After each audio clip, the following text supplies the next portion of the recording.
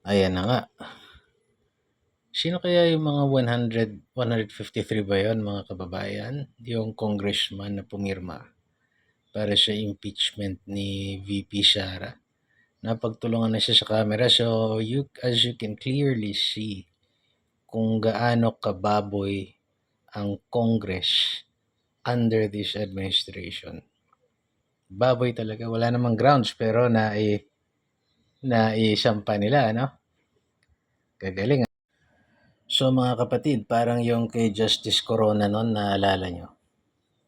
Gagastos na naman sila ng limpak-limpak. Itong si Bongbong, ginawa yung gawa. Itong administrasyon niya, ginawa yung gawain ni Pinoy, no?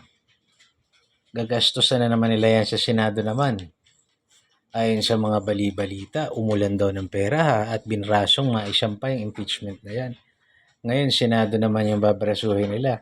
Ito nga yung statement nitong tukmol na ito, itong ewan ko dyan, kung Percy Sendanya.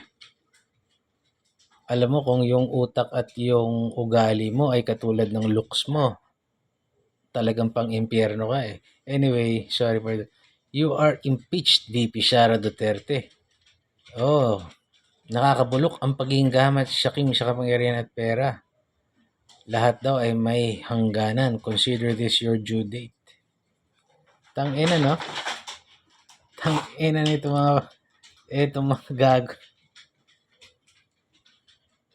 Ang tindi nila, mga kababayan, no? You know, kailan pa tayo kikilos? I mean, hahayaan na lang ba natin to? Eto? Ano ba nagawa sa bayan yung lintik na to? Ano bang pinagagawa sa bayan itong mga lintik na ito? At mga kasama niya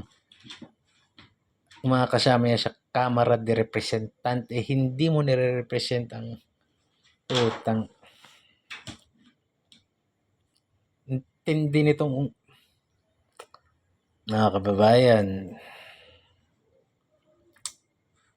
kababayan, magiging Chief Justice Corona, si Sara Duterte. Papayagan nyo ba?